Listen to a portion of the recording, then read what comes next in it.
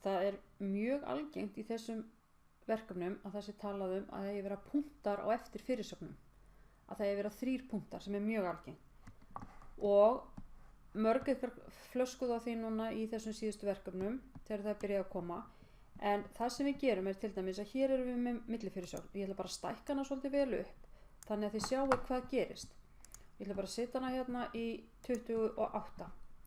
Nú ég komin hérna með millifyrirsögn í risastærð. Og ég vil hafa hana með 3 punktum fyrir aftan.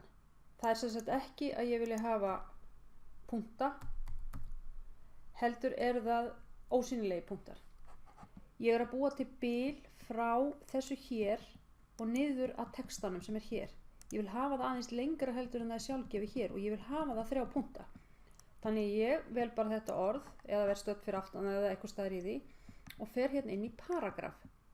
Litlu örina hérna fyrir aftan og vel þetta spacing after og ég vil hafa þessa 3 punkta þannig ég tek hérna og ég geri 3. Sjáu nú hvað gerist þegar ég íti á OK. Sjáu það var örlítil hreyfing. Sjáu þið verður að horfa á þetta hérna sem verður til þess að það verður örlítið meira bil. Ég ætla að gera þetta aftur. Ég fer tilbaka, sjáu þið, tek tilbaka með öndunhnappinum. Nú ætla ég að prófa að vera bara stödd hérna aftast í orðinu. Gera það sama. Og það stendur hérna 0 punktar. Ég vil hafa það á 3. Og ok, horfið á bilið þarna á milli.